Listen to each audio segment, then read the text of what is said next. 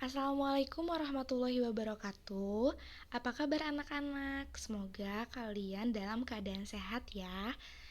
Di sini ibu akan menjelaskan mengenai mengidentifikasi komoditas buah. Lanjutan dari pertemuan kemarin ya, tentang pengendalian mutu bahan baku pengolahan nabati. Sekarang kita akan fokuskan ke buah-buahan terlebih dahulu.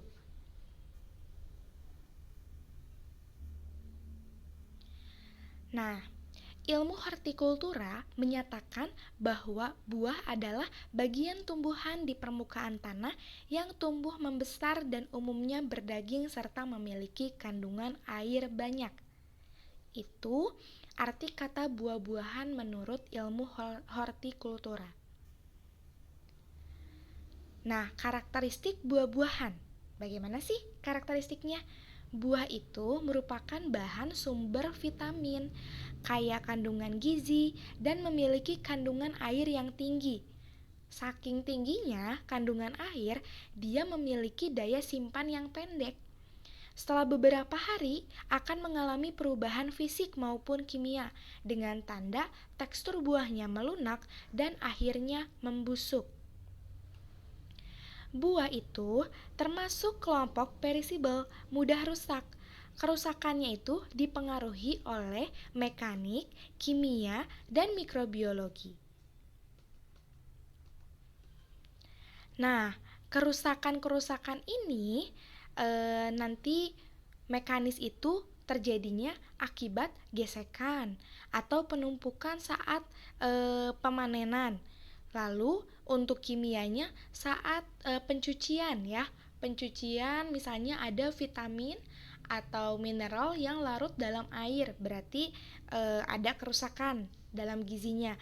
Selanjutnya mikrobiologi, karena kandungan airnya tinggi, otomatis akan mudah bakteri untuk tumbuh dan mengalami pembusukan buahnya. Pengelompokan buah itu dibagi menjadi dua, ada buah klimaterik dan ada buah non-klimaterik.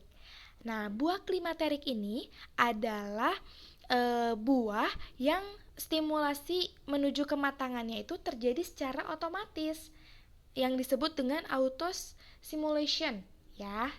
Nah, stimulation ini akan otomatis terbentuk walaupun nih ya, walaupun buahnya itu telah dipetik. Jadi dia tuh akan melakukan proses pematangan walaupun buahnya sudah dipetik. Contohnya ada apa aja sih? Ada pisang, mangga, pepaya, alpukat, dan lain sebagainya. Nah, di sini buah tersebut akan mengalami proses pematangan setelah dipetik. Kalian suka memetik buah pisang, misalnya masih hijau, dipetik, tapi kalian simpan beberapa hari, tiba-tiba sudah matang. Nah, dia tuh ada proses pematangan secara otomatis. Kok bisa sih? Kenapa ya? Karena ada laju atau peningkatan proses respirasi. Dari apa? Dari pembentukannya gas etilen. Gas etilen itu adalah gas untuk mematangkan atau pematangan secara otomatis, ya. Nanti kan suhu ruangnya itu akan meningkat berbentuk gas. Nah, lama kelamaan si buah itu akan matang dengan secara sendirinya. Gitu untuk buah klimaterik. Selanjutnya yang kedua ada buah non klimaterik, di mana buah ini tidak mengalami proses fisiologis meski telah dipetik dari pohonnya, tidak juga menunjukkan adanya kenaikan laju respirasi. Contohnya itu ada semangka, jeruk, nanas, anggur, rambutan. Nah, itu tuh tidak akan terjadi proses pematangan secara otomatis. Walaupun sudah dipetik ya, tapi dia akan melakukan proses pematangan selama masih di pohonnya. Jadi jangan sembarangan nanti memetik buah yang non klimaterik. Kalau misalnya kita memetik langsung, misalnya buah jeruk masih muda kita petik, dia tidak akan pernah matang. Jadi tetap saja rasanya asam gitu ya, nggak akan matang-matang.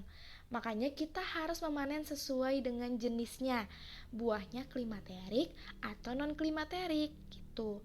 nanti terus buah jeruk itu akan cepat busuk gak Bu? Kalau dia tidak matang secara otomatis kalau disimpan tetap akan busuk, tapi dalam keadaan tidak matang.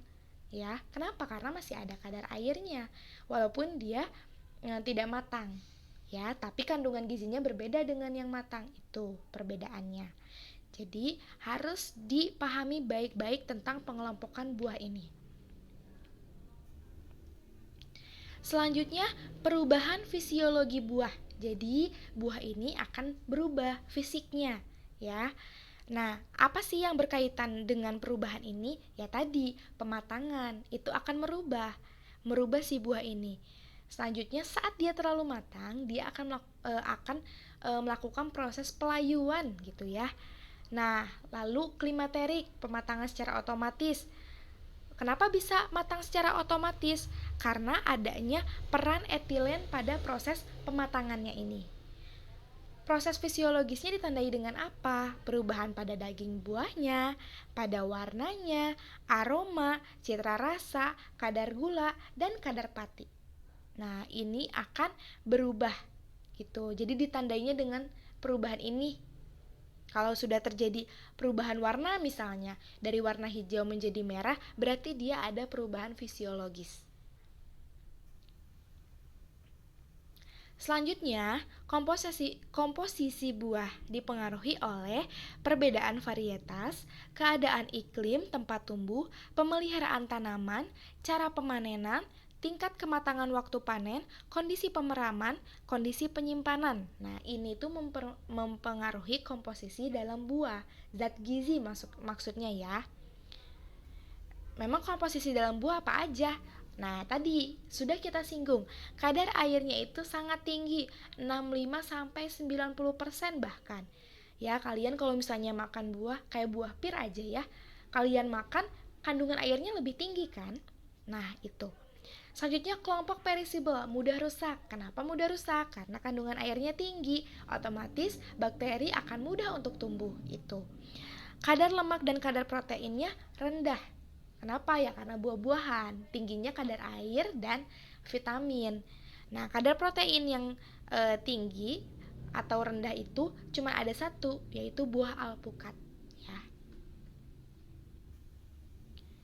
Kandungan kimia buah. Nah, kandungan kimia buah itu terdiri dari 5 nih ya, ada kandungan karbohidrat, kandungan vitamin dan mineral, kandungan pigmen, kandungan asam organik, dan kandungan-kandungan lainnya.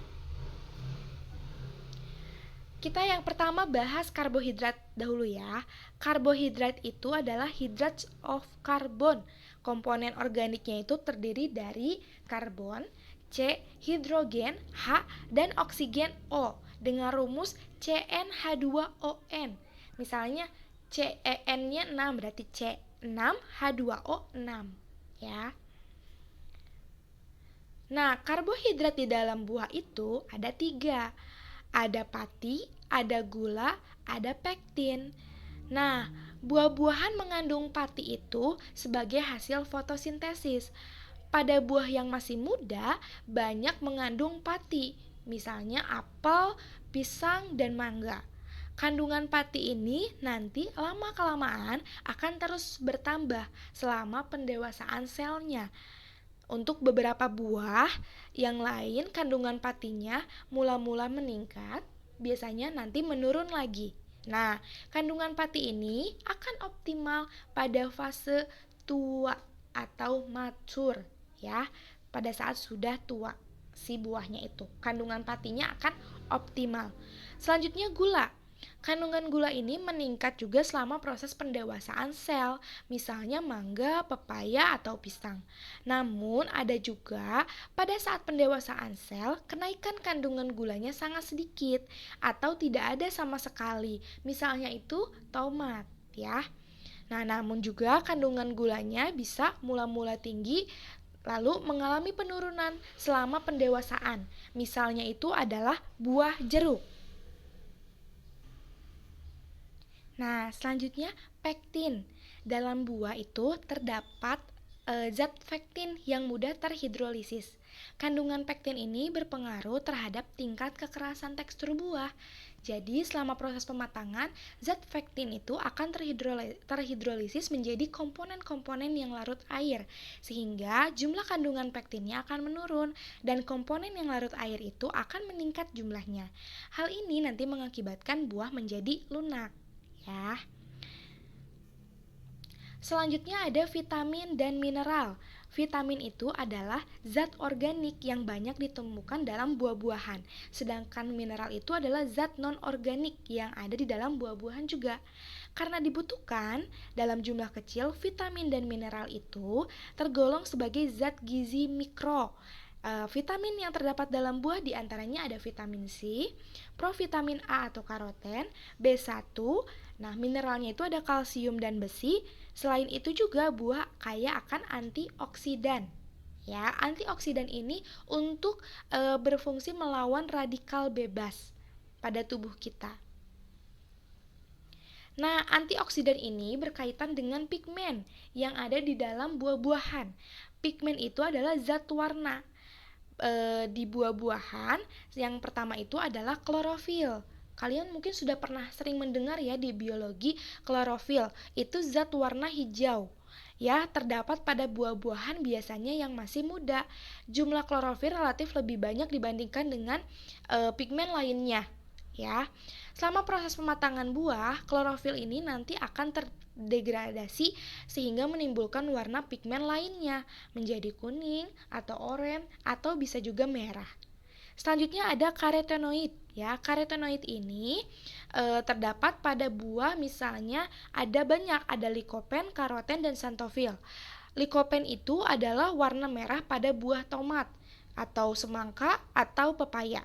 Karoten itu adalah pemberi warna orange itu pada jagung misalnya. Dan xanthofil itu memberikan warna kuning ke orange-orangean itu juga pada jagung, persik, buah persik ya. Seperti itu. Selanjutnya ada flavonoid. Flavonoid ini juga dibagi menjadi 3. Ada antosianin, antosantin, dan tanin. Antosianin ini memiliki warna ungu, biru, dan merah. Lalu antosantin itu memiliki warna kuning dan putih, ya. Dan selanjutnya tanin. Nah, tanin ini biasanya banyak di buah seperti apel, salak, dan pisang. Selanjutnya, pigmen yang tidak berwarna. Ini itu adalah katekin dan leukoantosianin namanya, ya. Itu adalah pigmen. Selanjutnya ada asam organik, yaitu adalah senyawa organik yang mempunyai derajat keasaman. Dia itu biasanya ada di saat buah yang masih stadium muda atau masih baru tumbuh. Nah, baru itu mengandung asam-asam organik, ya. Selanjutnya ada kandungan lainnya, ada selulosa, hekson, pentosan, gum, asam-asam amino, enzim-enzim, dan zat pembentuk warna lainnya, gitu. Itu adalah komposisi dari buah-buahan. Selanjutnya kita akan ke penanganan lepas panennya. Nah, sebenarnya kenapa kita memerlukan penanganan? Yaitu tujuannya untuk proses penyimpanan, transportasi, dan pemasaran kita, agar buahnya tidak cepat rusak. Yang pertama kita harus melakukan apa sih pada proses pemanenan? Sortasi. Memilih kualitas buah yang baik, ya, yang mutunya bagus. Selanjutnya pemisahan berdasarkan ukuran, ya. Selanjutnya pemisahan berdasarkan mutu, grading. Baru kita melakukan proses-proses lainnya. Nah, apa sih proses lainnya? Ini, yang pertama adalah penanganan. Kita bisa melakukan pre-cooling. Pre-cooling ini bertujuan untuk menghilangkan panas, ya, memperlambat respirasi, mengurangi jumlah air yang hilang, dan memudahkan pemindahan ke dalam ruang penyimpanan dingin atau sistem transportasi dingin. Nah, ini itu bisa dikhususkan untuk buah yang klimaterik, di mana dia itu akan cepat matang karena ada stimulation yang otomatis, berarti dia akan otomatis matang secara otomatis. Harus dihambat gas etilennya itu dengan proses pre-cooling, ya. Selanjutnya ada pencucian. Pencucian ini untuk menghilangkan kotoran tanah yang menempel atau residu dari menggunakan pestisida ya. Nanti ada fungisida, insektisida. Nah, itu. Kita harus menguranginya dengan melakukan pencucian. Tapi proses pencucian ini juga akan merubah secara kimiawi karena ada beberapa komponen yang akan larut di dalam air, contohnya vitamin C ya. Jadi beberapa vitamin C kemungkinan akan larut di dalam air. Selanjutnya degreening merupakan proses dekomposisi pigmen hijau pada buah-buahan. Cara ini dilakukan dengan menggunakan etilen atau bahan lain yang dapat mengaktifkan metabolisme agar buah mempunyai warna yang khas dan disukai konsumen. Misal, kalian sudah mengambil buah dengan masa panennya yang sesuai, tetapi warnanya masih kurang bagus. Nah, kalian bisa melakukan proses pematangan dengan menambahkan gas etilen ya, atau bahan yang bisa mengaktifkan metabolisme dari si buah itu. Jadi nanti warnanya akan matang sempurna atau bagus gitu. Yang disukai dengan konsumen tentunya. Terus yang keempat adalah pelilinan. Nah, buah-buah itu mempunyai lilin alami sebenarnya pada permukaan kulit. Tapi karena tadi kita sudah melakukan proses pencucian, kemungkinan dia akan hilang. Nah, pemakaian lilin ini akan membuat buah-buahan itu mengkilap ya, penampakannya menjadi lebih baik. Lilin yang digunakan itu biasanya lilin yang food grade atau yang bisa dimakan. Tapi jika kalian ingin berjaga-jaga, kalau kalian mau makan buah yang segar, berarti sebelumnya silakan dicuci dulu gitu ya. Sebenarnya mengkilap ini ya agar disukai oleh konsumen, seperti itu. Selanjutnya, penyimpanan dingin. Penyimpanan dingin ini pada suhu rendah. Nah, suhu ini mencegah untuk memudah rusakan si buahnya. Jadi biar nggak mudah rusak gitu ya. Kenapa? Karena saat penyimpanan dingin tadi sama seperti pre-cooling, yaitu bisa mengurangi laju respirasi atau kegiatan metaboliknya. Nah, saat kegiatan metaboliknya tidak meningkat, otomatis dia akan tidak cepat rusak atau layu, atau juga bisa mencegah terjadinya kerusakan karena ada aktivitas mikroba. Seperti itu. Nah, mungkin kalau misalnya ada yang ingin ditanyakan, silahkan boleh ya. Cukup sekian yang Ibu sampaikan. Wassalamualaikum warahmatullahi wabarakatuh.